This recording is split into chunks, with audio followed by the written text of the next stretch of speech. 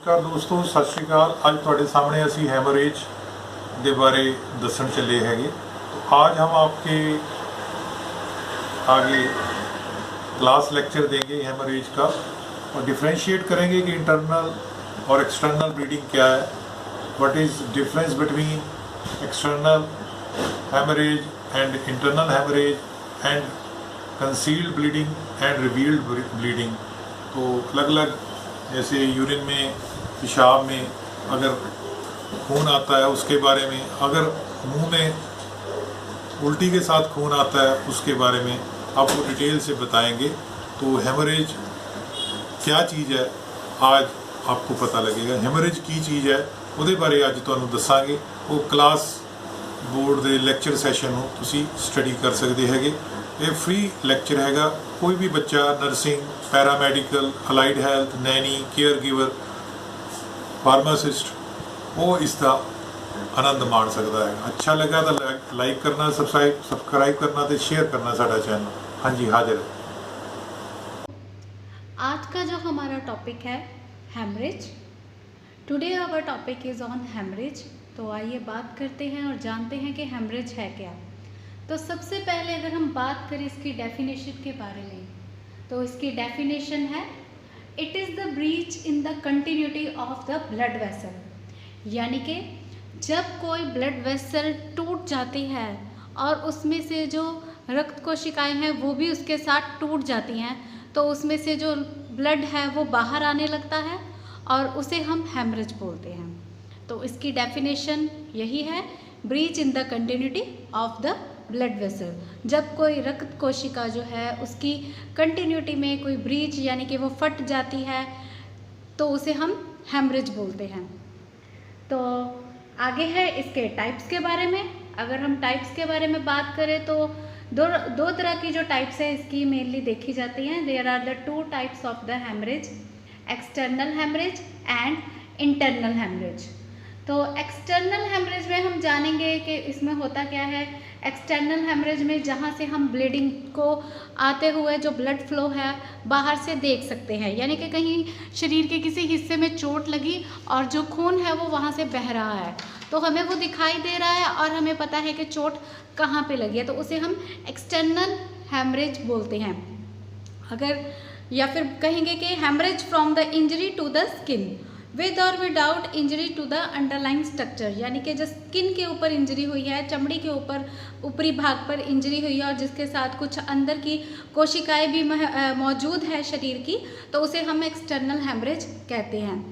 आगे है internal haemorrhage. तो इंटरनल हेमरेज है हेमरेज इनटू द ऑर्गन्स और बॉडी और cavities which can not be seen from the outside. यानी कि जो शरीर के अंदरूनी भाग है या फिर ऑर्गन्स हैं उनमें अगर हेमरेज हो जाए और उसे हम बाहर से ना देख सकें कि हेमरेज कहाँ पे हुई है, तो उसे हम इंटरनल हेमरेज कहते हैं। आगे है, अगर हम बात करें हेमरेज को डिवाइड करने की, तो वो आर्टरी से भी हो सकती है, वेन से भी हो सकती है और कैपिलरी से भी हो सकती है। तो हेमरेज में be from the arteries, veins and capillaries. तो सबसे पहले हमने इसमें आर्टरीज की बात की है। जब हम बात करेंगे आर्टरीज की, तो जो आर्टरी से हेमरेज हुई है, यानी कि अगर आर्टरी से खून निकला है तो उसे हम कहते हैं आर्टीरियल हेमरेज। तो अगर हेमरेज हुई है किसी वेन से तो उसे हम कहते हैं हेमरेज, और अगर हेमरेज हुई है किसी कैपिलरी से तो उसे हम बोलते हैं कैपिलरी हेमरेज। तो सबसे पहले हम यहाँ पर बात करेंगे आर्टीरियल हेमरेज की। तो आर्टीरियल हेमरेज को हम कैसे पहचान सकते हैं। सबसे पहले ब्राइट रेड कलर, यानी कि उसका जो रंग है वो गहरा लाल होगा, जैसे ये टमाटर का रंग होता है वैसा लाल होगा। और फ्लो इन स्प्रुट्स, यानी कि वो थोड़ा सा उछल कर जैसे बाहर आता है, वैसे जैसे ही जो हार्ट है दिल की धड़कन के साथ वो उछलकर बाहर आएगा। आगे है arrested bye compression over the artery between the heart, यानी कि अगर हम जहाँ पे इंजरी हुई है उस साइड के और हार्ट के बीचों बीच अगर हम कंप्रेशन किसी आर्टरी के ऊपर देंगे तो वो जो है कंप्रेशन देने पे बंद हो जाएगा। करते हैं आर्टेरियल हेमरेज के बाद वीनस हेमरेज की। तो जैसे कि आर्टेरियल हेमरेज में हमने देखा था कि उसमें जो ब्लड है वो ब्राइट रेड कलर का होता है, लेकिन वीनस हेमरेज में जो ब्लड है फ्लो है वो ब्लूइश रेड कलर का होगा और वो फ्लो कंटिन्यूली होगा, यानी कि लगातार बहता रहेगा। और अगर कंप्रेशन दे हम इंजरी साइट और हार्ट के बीच में, तो कंप्रेशन देने से भी वो स्टॉप नहीं होगा, can not be stopped by the compression between the site of the injury and heart. आगे है कैपिलरी हेमरेज। तो अगर बात करें कैपिलरी हेमरेज के फीचर्स के बारे में, तो वो होगी आर्टेरियल हेमरेज की तरह ब्राइट रेड कलर, और उसमें जो ब्लड है वो कुछ मात्रा में आएगा, यानी कि अमाउंट जो होगी उसकी वो बहुत ही कम होगी, चाहे वो आर्टेरियल हो चाहे वो वेनस हो। उन दोनों के कंपैरिजन अगर देखा जाए तो उसमें जो अमाउंट है वो ब्लड की कम होगी और कंटिन्यूस ऊजिंग होगी, यानी कि ब्लड जो है वो थोड़ा थोड़ा हल्का हल्का सिम के जिसे हम बोलते हैं वैसे आएगा और ज़्यादा फोर्स नहीं होगा, यानी कि ज़्यादा नहीं बहेगा, ज़्यादा फोर्स के साथ नहीं बहेगा। दोस्तों बात करते हैं कि जो पेशेंट हेमरेज का है उसे क्या क्या कंप्लेंट्स होगी, या फिर अगर बहुत सीवियर हेमरेज हुआ है उस कंडीशन में पेशेंट जो है उसको क्या क्या, हमें किन किन साइन एंड सिम्टम से पता लगेगा कि पेशेंट जो है वो सीवियर उसे हेमरेज हो चुकी है। तो अगर एक्सटर्नल की बात करें तो एक्सटर्नल में ये सब साइन एंड सिम्टम आमतौर पे नहीं देखे जाते, क्योंकि वो ब्लीडिंग जो है वो स्किन के या फिर स्किन के जो अंडरलाइंग स्ट्रक्चर है वहाँ से होती है और हम उसे बहुत इजीली कंट्रोल कर सकते हैं। लेकिन अगर वो इंटरनल हो रही है तो उसे कंट्रोल करना बहुत ही मुश्किल है, और इसके जो साइन एंड सिम्टम है वो हमें सीवियर ब्लीडिंग के पता होने चाहिए कि ब्लड जो है वो बहुत ज़्यादा पेशेंट का लॉस हो चुका है। तो सबसे पहले इसमें जो सबसे पहला हमने देखा है वो है ब्लड लॉस, यानी कि जो पेशेंट है उसका ब्लड बहुत ज़्यादा लॉस होगा, उसका खून जो है वो बहुत ज़्यादा निकल चुका होगा। दूसरा जो है वो है फीलिंग थर्स्ट, यानी कि अगर पेशेंट कॉन्शियस है तो उसे प्यास बहुत ज़्यादा लगेगी, उसका जो मुंह है वो बार बार सूखेगा। तीसरा है डिफ़िकल्टी इन ब्रीदिंग, यानी कि उसको सांस लेने में तकलीफ़ या फिर मुश्किल से वो सांस ले पाएगा।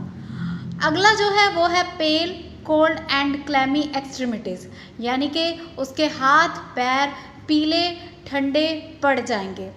अगला है रेस्टलेस, यानी कि वो जो पेशेंट है जिसे हेमरेज सीवियर हेमरेज हुए हैं वो रेस्टलेस महसूस करेगा, थका थका महसूस करेगा। और अगला है रैपिड ब्रीदिंग, यानी कि उसकी जो सांस है वो फूलने लगेगी और वो तेज़ तेज़ सांस लेने लगेगा और मुश्किल से सांस ले पाएगा। अगला है हाइपोटेंशन या फिर लो ब्लड प्रेशर। अगर हम उसका बीपी देखेंगे, यानी कि रक्तचाप अगर हम उसका देखेंगे तो वो नॉर्मल से यानी कि 120/80 से कम होगा, तो वो पेशेंट जो है वो हाइपोटेंशन में चला जाएगा। डोमिनल ब्लीडिंग के बाद अब बात करते हैं हम नोज़ ब्लीडिंग के बारे में। तो नोज़ ब्लीडिंग है क्या? जब नोस्ट्रिल से यानी कि जो नथुने हैं उनमें से खून आने लगता है, ब्लीडिंग होने लगती है, जिसे कि हम बाहरी तौर से देखा जा सकता है कि नोस्ट्रिल से जो ब्लीडिंग है वो हो रही है, उसे हम नोज़ ब्लीड या फिर नोज़ ब्लीडिंग के नाम से जानते हैं। तो ये होती क्यों है नोज़ ब्लीडिंग? या तो कोई सीधा सीधा नोज़ पर कोई डायरेक्ट इंजरी हो, या फिर कोई फोर्सफुल ऑब्जेक्ट लग जाए, या फिर कोई शार्प ऑब्जेक्ट लगने के कारण भी हो सकती है, या फिर जो हाइपरटेंसिव पेशेंट है अगर बीपी बहुत ज़्यादा बढ़ गया है तो भी उसके कारण भी जो नोज़ ब्लीडिंग है वो होती हुई देखी गई है। तो अब जानते हैं इसकी मैनेजमेंट और ट्रीटमेंट के बारे में।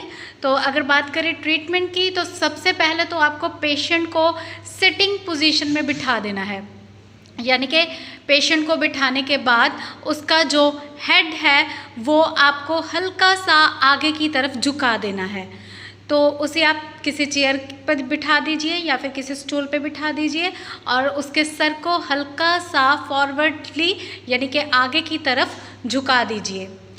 थर्ड पॉइंट है allow the blood to drip from the nostrils, यानी कि नोस्ट्रिल्स में से यानी कि नथनों में से आपको जो ब्लड आ रहा है उसे स्टॉप करने की ज़रूरत नहीं है, उसे आने दीजिए और पेशेंट को आपको कहना है कि वो अपने माउथ के ज़रिए ब्रीथ ले, यानी कि आप यहाँ पे देख सकते हैं जो हमारा 4th पॉइंट है वो ये है कि ब्रीथ थ्रू माउथ। तो पेशेंट को बोलना है कि मुंह के द्वारा वो अपनी सांस ले। और avoid swallowing blood blowing nose, यानी कि जो अंदर को हम सांस लेते हैं या फिर अंदर को सांस खींचते हैं तो वो जो है वो अवॉइड करना है, उससे ब्लड जो है वो पेशेंट स्वेलो कर जाएगा, यानी कि ब्लड को अंदर नहीं स्वेलो करना, पेशेंट को इस बात के लिए मना करना है। आगे है 6th पॉइंट जो है हमारा अप्लाई आइस पैक, यानी कि फिर उसके बाद आपको आइस पैक लेना है या बर्फ़ के टुकड़े लेने हैं, उसे किसी आपको पैकेट बना लेना है, उसका कोई पॉलीथीन का ले लीजिए या फिर कोई कपड़े का ले लीजिए, उसका पैकेट बना के आपको पेशेंट के फोरहेड पे और जो नोज़ का ऊपरी भाग है यानी कि जो रूट है नोज़ की उसके ऊपर अप्लाई करना है। 7th पॉइंट है एक गॉज पीस लीजिए और उसके रोल बनाइए छोटे छोटे जो कि नोस्ट्रल में आ सकें। और हमने बात की थी एक्सटर्नल हेमरेज की ब्लीडिंग के बारे में कि उसे कैसे कंट्रोल किया जा सकता है, और अब हम बात करेंगे इंटरनल हेमरेज के बारे में। जैसे कि मैंने आपको पहले बताया था कि इंटरनल हेमरेज में जो ब्लड इंजरी साइट है वो हमें दिखाई नहीं देती, लेकिन ब्लड जो है वो ब्लीडिंग जो है वो कंटिन्यूसली होती रहती है और इसे कंट्रोल करना भी बहुत मुश्किल होता है। तो अब हम सबसे पहले जो इंटरनल हेमरेज में देख रहे हैं वो है एब्डोमिनल ब्लीडिंग। तो एब्डोमिनल ब्लीडिंग के साइन एंड सिम्टम क्या होंगे? Pain with intra abdominal bleeding, यानी कि पेट से खून आने के साथ साथ पेन जो है वो होगी और इसके साथ साथ पेट में थोड़ा सा हाथ लगाने पे दर्द जो है वो बहुत ज़्यादा महसूस होगा।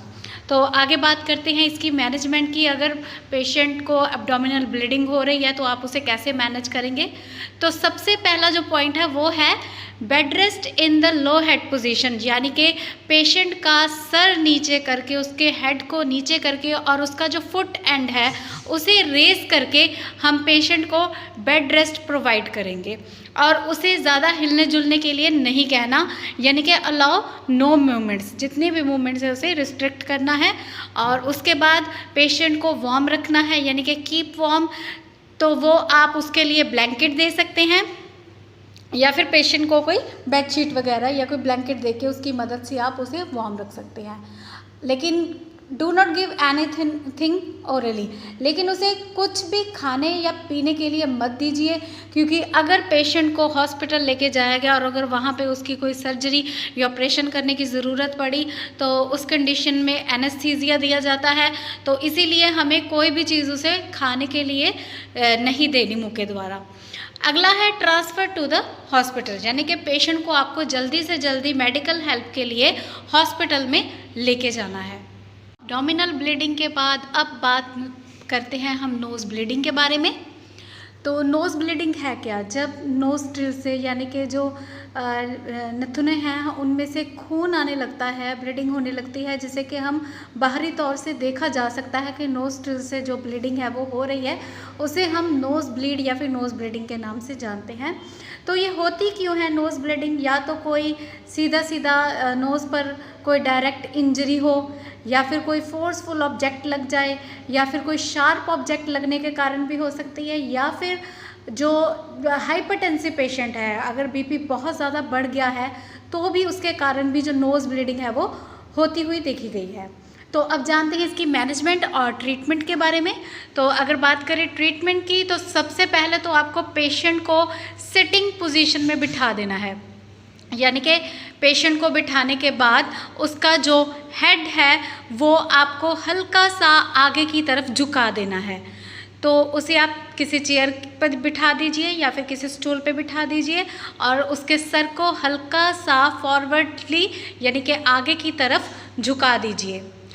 3rd पॉइंट है allow the blood to drip from the nostrils, यानी कि नोस्ट्रिल्स में से यानी कि नथनों में से आपको जो ब्लड आ रहा है उसे स्टॉप करने की ज़रूरत नहीं है, उसे आने दीजिए। और पेशेंट को आपको कहना है कि वो अपने माउथ के ज़रिए ब्रीथ ले, यानी कि आप यहाँ पे देख सकते हैं जो हमारा 4th पॉइंट है वो ये है कि ब्रीथ थ्रू माउथ। तो पेशेंट को बोलना है कि मुंह के द्वारा वो अपनी सांस ले। और avoid swallowing blood blowing nose, यानी कि जो अंदर को हम सांस लेते हैं या फिर अंदर को सांस खींचते हैं तो वो जो है वो अवॉइड करना है, उससे ब्लड जो है वो पेशेंट स्वेलो कर जाएगा। यानी कि ब्लड को अंदर नहीं स्वेलो करना, पेशेंट को इस बात के लिए मना करना है। आगे है 6th पॉइंट जो है हमारा, अप्लाई आइस पैक, यानी कि फिर उसके बाद आपको आइस पैक लेना है या बर्फ़ के टुकड़े लेने हैं, उसे किसी आपको पैकेट बना लेना है, उसका कोई पॉलीथीन का ले लीजिए या फिर कोई कपड़े का ले लीजिए, उसका पैकेट बना के आपको पेशेंट के फोरहेड पे और जो नोज़ का ऊपरी भाग है यानी कि जो रूट है नोज़ की, उसके ऊपर अप्लाई करना है। 7th पॉइंट है, एक गॉज पीस लीजिए और उसके रोल बनाइए छोटे छोटे जो कि नोस्ट्रल में आ सकें और नोस्ट्रल में डाल देंगे। इसके लिए आप कोई सलाइन भी ले सकते हैं, सलाइन भी यूज़ कर सकते हैं। और अगर इसके ये सारे मेजरमेंट्स फॉलो अप करने के बाद भी जो नोज़ ब्लीडिंग है वो अगर बंद नहीं हो पा रही है तो उसके लिए आपको पेशेंट को ज़रूरत है डॉक्टर के पास लेके जाने की, तो आप पेशेंट को डॉक्टर के पास लेके जाइए। तो आइए दोस्तों, अब बात करते हैं हीमोपेटाइसिस के बारे में, जिसमें कि पेशेंट को कफ के साथ यानी कि खांसी के साथ जो ब्लड है वो मुंह से आता है। यानी कि जब पेशेंट को कफ आती है, खांसी आती है, तो खांसी के साथ उसके मुंह में से ब्लड भी जो है वो आता है। तो इसके कई कारण हो सकते हैं, जैसे कि कोई लंग्स की डिजीज़ होने के कारण, ट्यूबरक्लोसिस होने के कारण, या फिर कैंसर भी होने के कारण, या फिर कोई चेस्ट में कोई इंजरी हो गई है उसके कारण भी जो है खांसी के साथ जो ब्लड है वो आ सकता है। आइए अब जानते हैं कि इसकी मैनेजमेंट है वो कैसे की जाए। तो सबसे पहले आपको पेशेंट को लेटा देना है किसी बिस्तर पर या किसी कंफर्टेबल जगह पर, और उसके बाद उसके जो हेड और शोल्डर्स हैं वो हिस्सा हेड एंड शोल्डर्स का रेस कर देना है। उसके बाद मेंटेन द रीजनेबल टेम्परेचर, यानी कि अगर पेशेंट को ठंड लग रहा है या उसे ठंड लग रही है या उसके हाथ पैर ठंडे हो रहे हैं तो उसको आपको ब्लैंकेट दे के वार्म प्रोवाइड करना है। लेकिन अगर गर्मी लग रही है तो ब्लैंकेट देने की ज़रूरत नहीं है, और एक रीजनेबल टेम्परेचर जो है वो पेशेंट का हमने मेंटेन करना है। 4th पॉइंट है, उसे कुछ भी ओरली नहीं देना, यानी कि do not give anything orally. तो आपको उसको मुंह के ज़रिए तो बिल्कुल भी कुछ भी नहीं देना है, और टी कॉफ़ी तो बिल्कुल भी नहीं देनी है। 5th है, arrange for the medical aid, यानी कि अगर लगातार इस तरह से कफ से ब्लड आ रहा है तो आपको ज़रूरत है कि आप पेशेंट को जल्दी से जल्दी डॉक्टर के पास लेके जाएं। बात करते हैं हीमेटोएमेसिस की, यानी कि ब्लड इन वॉमिटिंग। तो हीमेटोएमेसिस के कई कारण हो सकते हैं, जैसे कि पेप्टिक अल्सर, पेट में अल्सर हो जाना, गैस्ट्राइटिस या एक्यूट गैस्ट्राइटिस यानी कि पेट में इन्फ्लामेशन हो जाना, या फिर कोई कैंसर पेट में हो जाने की वजह से भी जो है खाए पिए के साथ उल्टी में जो है खून है आने लगता है, और कुछ भी पेशेंट को खाया पिया वो है हज़म नहीं होता और वो वॉमिट करता है, तो उसके साथ में ब्लड भी जो है उसका आता है। तो इसके लिए हमें मैनेजमेंट कैसे करनी है, आइए जानते हैं इसके बारे में। तो सबसे पहले जो यहाँ पे हमारा पॉइंट है वो है put the patient in the left और राइट लेटरल पोजीशन, यानी कि आपको पेशेंट को लेफ़्ट या फिर राइट साइड लाइन पोजीशन जो है वो देके लेटा देना है बेड पे, या फिर जहाँ पेशेंट कंफर्टेबल फील कर रहा है वहाँ पर, और उसे कुछ भी खाने पीने के लिए ना दे। तो 2nd पॉइंट है हमारा, do not give anything orally, और टी कॉफ़ी तो बिल्कुल भी नहीं देने। और 3rd पॉइंट है, सीक फॉर मेडिकल एडवाइस, यानी कि मेडिकल एडवाइस के लिए, हेल्प के लिए उसे आप डॉक्टर के पास लेके जाएंगे। अगला है इसके साथ हीमेटोयूरिया, यानी कि ब्लड इन यूरिन। तो यूरिन में ब्लड के आने के कई कारण हो सकते हैं, जैसे कि किडनी स्टोन होना, या फिर किडनी ट्रैक में या किडनी में या फिर यूरिनरी ट्रैक में इन्फेक्शन हो जाने के कारण, या फिर इसके अलावा कोई इंजरी हो जाने के कारण जो है हीमेटोयूरिया या फिर यूरिन में ब्लड जो है वो आ सकता है। आइए जानते हैं इसकी मैनेजमेंट के बारे में। तो 1st पॉइंट जो है वो है, गिव प्लेंटी ऑफ फ्लूइड्स या लिक्विड्स ओरली, यानी कि आपको ओरली खूब सारे जो हैं, पीने वाले पदार्थ हैं, वो पेशेंट को देने हैं अगर पेशेंट फुली कॉन्शियस है। और दूसरा है keep the urine until the doctor see it, यानी कि आपको पेशेंट को बोलना है कि वो यूरिन किसी बेड पेन में या फिर किसी ऐसी चीज़ में पास करे जिसमें डॉक्टर जब तक देख ना ले तब तक वो आपको संभाल के रखना होगा। और तीसरा है सीक फॉर मेडिकल एडवाइस, यानी कि आपको मेडिकल हेल्प के लिए, मेडिकल एडवाइस के लिए पेशेंट को जो है डॉक्टर के पास लेके जाना है। तो आइए अब बात करते हम ब्लीडिंग फ्रॉम एनस की, यानी कि अगर एनस से ब्लीडिंग हो तो उसके क्या कारण हो सकते हैं और उसे कैसे मैनेजमेंट करना है। तो उसके लिए अगर पेशेंट को एनस में ब्लीडिंग हो रही है तो उसके लिए हो सकता है कि वो अपर गैस्ट्रोइंटेस्टाइनल ट्रैक से या फिर कॉलन से या फिर रेक्टम से हो रही हो। लेकिन अगर फॉर्मर सिचुएशन की बात करें, यानी कि अगर पहले बात करें तो वो कलर होगा उसका ब्लैक, और जो बाद में चलकर यानी कि लेटर सिचुएशन में उसका कलर जो है वो ब्राइट रेड कलर में हो जाएगा। तो ब्लीडिंग जो है पहले ब्लैक कलर की होगी और फिर बाद में ब्राइट रेड कलर की होगी।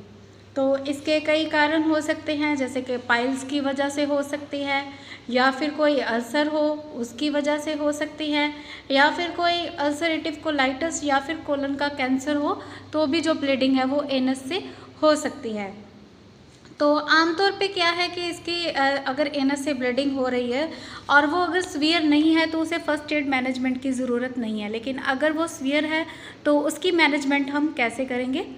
तो सबसे पहले आपको हेड लो पोजीशन में, यानी कि जो पेशेंट का सर का हिस्सा है उसे लो पोजीशन में नीचे की तरफ जो है लेटाएंगे। उसका जो फुट एंड साइड है वो रेज कर देंगे, पाँव वाला हिस्सा जो है वो ऊपर कर देंगे और सर का जो हिस्सा है वो नीचे कर देना है। उसके बाद सेकंड पॉइंट है, अगर पाइल्स के कारण ब्लीडिंग है तो उस पर आप आइस पैक जो है वो अप्लाई कीजिए, तो उससे ब्लीडिंग जो है वो स्टॉप हो जाएगी। और जो थर्ड पॉइंट है, अगर फिर भी ब्लीडिंग सीवियर है और नहीं स्टॉप हो रही तो फिर आपको पेशेंट को जल्दी से जल्दी डॉक्टर के पास जो है लेके जाना होगा। तो दोस्तों ये था हेमरेज का हमारा टॉपिक, जिसमें हमने बात की इंटरनल और एक्सटर्नल हेमरेज के बारे में और जाना कि इंटरनल हेमरेज और एक्सटर्नल हेमरेज की मैनेजमेंट जो है वो कैसे की जाती है। अगर आपको ये हमारा वीडियो अच्छा लगा हो तो प्लीज़ इसे लाइक करें, शेयर करें और हमारे चैनल को सब्सक्राइब ज़रूर करें। धन्यवाद दोस्तों।